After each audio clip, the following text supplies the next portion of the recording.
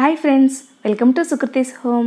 ఈరోజు వీడియోలో టేస్టీగా బొబ్బట్లు ఎలా తయారు చేసుకోవాలో చూడబోతున్నాం. నార్మల్గా బొబ్బట్లు పైన పిండి కొంచెం చప్పగా ఉంటుంది, లోపల స్వీట్గా ఉంటుంది. కానీ ఈరోజు పై పిండి కూడా స్వీట్గా ఉండడానికి ఎలా చేసుకోవాలో చూపించబోతున్నాను.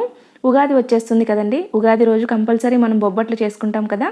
ఈసారి ఉగాదికి ఈ స్టైల్లో ట్రై చేయండి. ఇంకా లేట్ చేయకుండా ప్రాసెస్ చూసేద్దాం. ముందుగా స్టవ్ మీద ఒక గిన్నె పెట్టుకొని దీనిలో 1 టేబుల్ స్పూన్ వరకు బెల్లం వేసుకోవాలి. దీనిలో కొద్దిగా ఒక హాఫ్ టీ గ్లాస్ అంతా వాటర్ని పోసుకొని బెల్లం కరిగే వరకు మరిగించుకోవాలి. ఈ వాటర్తో మనం పిండిని కలుపుకుంటాము. ఇలా పిండిని కలుపుకోవడం వల్ల పై పిండి చప్పగా లేకుండా మైల్డ్గా స్వీట్నెస్ తెలుస్తూ ఉంటుంది. బెల్లం కరిగే వరకు మరిగించుకొని బెల్లం కరిగిన తర్వాత ఇప్పుడు ఈ గిన్నెని పక్కన పెట్టేసుకోవాలి. ఇప్పుడు ఒక బౌల్ తీసుకొని దీనిలో 1 కప్పు వరకు మైదా పిండిని తీసుకోవాలి. ఈ ప్లేస్లో మీరు గోధుమ పిండిని కూడా తీసుకోవచ్చు. ఈ మైదా పిండిలో ఒక చిటికెడు సాల్ట్ని వేసుకొని మిక్స్ చేసుకొని ఇప్పుడు మనం కరిగించి పెట్టుకున్న బెల్లం వాటర్ని ఇందులో యాడ్ చేసుకోవాలి. మొత్తం ఒకేసారి పోయకుండా కొద్ది కొద్దిగా పిండిని కలుపుకుంటే ఎంత వాటర్ పడితే అంత పోసుకోవచ్చు.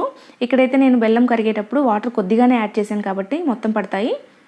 అందుకే మనం బెల్లం కరిగించుకోవడానికి కొద్దిగానే వాటర్ పోసుకొని, కావాలంటే ఇక్కడ వాటర్ ఎక్స్ట్రా కావాలి అంటే నార్మల్ వాటర్ వాడుకోవచ్చు.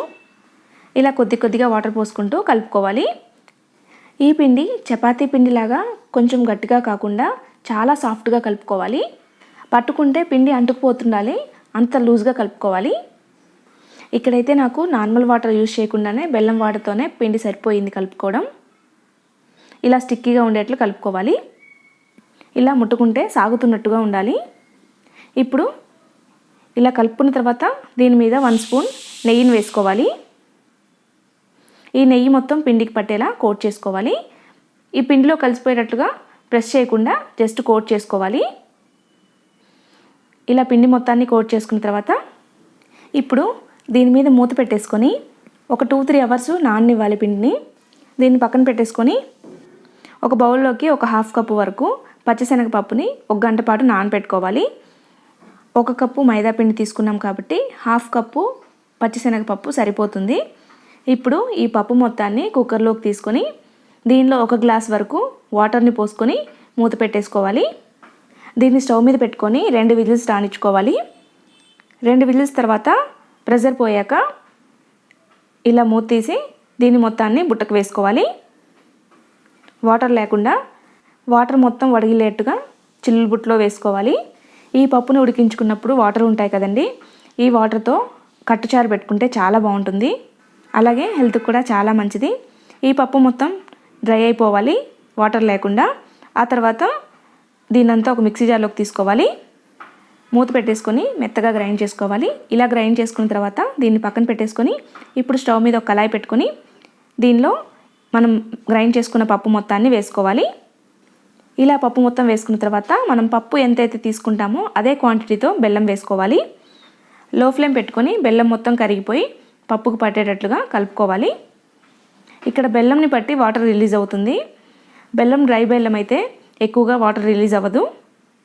ఇలా ఒక 3 to 5 మినిట్స్ కలుపుకుంటూ ఉంటే బెల్లం మొత్తం కరిగిపోయి పప్పుకు పట్టేస్తుంది. ఫస్ట్ డ్రైగా ఉంది మొత్తం, బెల్లం కరిగిన తర్వాత ఇలా ముద్దగా ఫామ్ అవుతుంది. ఇలా మౌల్ అవుతున్నప్పుడు, ముద్దగా ఫామ్ అవుతున్నప్పుడు బెల్లం మొత్తం కరిగిపోయిన తర్వాత ఇప్పుడు స్టవ్ ఆఫ్ చేసుకొని కొంచెం సేపు చల్లారనివ్వాలి. ఇప్పుడు పిండిని చూద్దాం. పిండి మొత్తం నానిపోయి ఉంటుంది. ఈ పిండిని ప్రెస్ చేస్తూ ఒక 2-3 మినిట్స్ కలుపుకోవాలి. ఇలా ఒక 2-3 మినిట్స్ కలుపుకుంటూ ఉంటే పిండి మొత్తం చాలా సాఫ్ట్గా అయిపోతుంది. ఇలా సాఫ్ట్గా అయిన తర్వాత ఇలా కొద్ది కొద్దిగా పిండిని తీసుకోవాలి. బొబ్బట్టు చేయడానికి ఇంత పిండి సరిపోతుంది. ఇప్పుడు దీన్ని పక్కన పెట్టేసుకొని పప్పును చూద్దాం. పప్పు మొత్తం చల్లారిపోయింది. ఇప్పుడు దీన్ని కొద్ది కొద్దిగా పిండిని తీసుకొని ముద్దలు చేసుకోవాలి. ఈ ముద్ద మరీ పెద్దగా ఉండకూడదు, చిన్న చిన్న ముద్దలు చేసుకుంటేనే బొబ్బట్టు పలచగా వస్తుంది. ఇలా ఈ సైజులో ముద్దలు చేసి పెట్టుకోవాలి.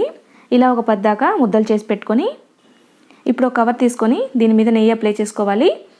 ఆ తర్వాత మైదా పిండిని కొంచెం పెట్టుకొని ఇలా ప్రెస్ చేస్తూ కొద్దిగా స్ప్రెడ్ చేసుకోవాలి.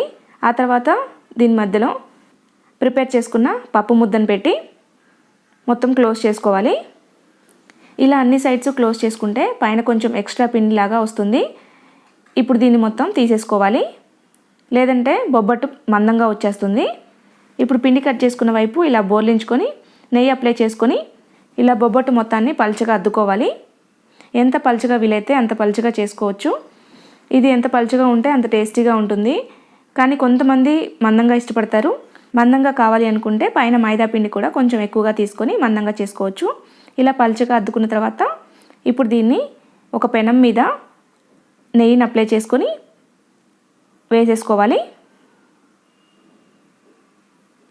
కవర్ మీద మనం నెయ్యి అప్లై చేసేసాం కాబట్టి వెంటనే ఊడొచ్చేస్తుంది.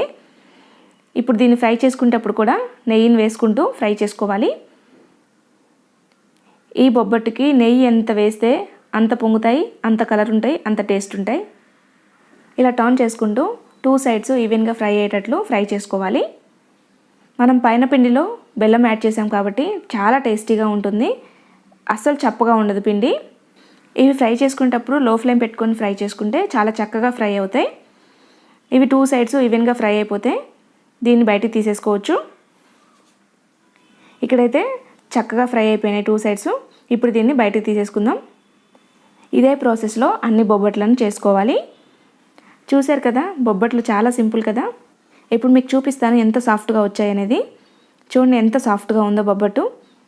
టేస్ట్ కూడా చాలా బాగుంటుంది. తప్పకుండా ట్రై చేయండి. ఈ వీడియో మీకు నచ్చినట్లయితే లైక్ చేయండి, షేర్ చేయండి, కామెంట్ చేయండి. అండ్ మరిన్ని వీడియోస్ కోసం మా ఛానల్ సబ్స్క్రైబ్ చేసుకోండి. Thank you for watching.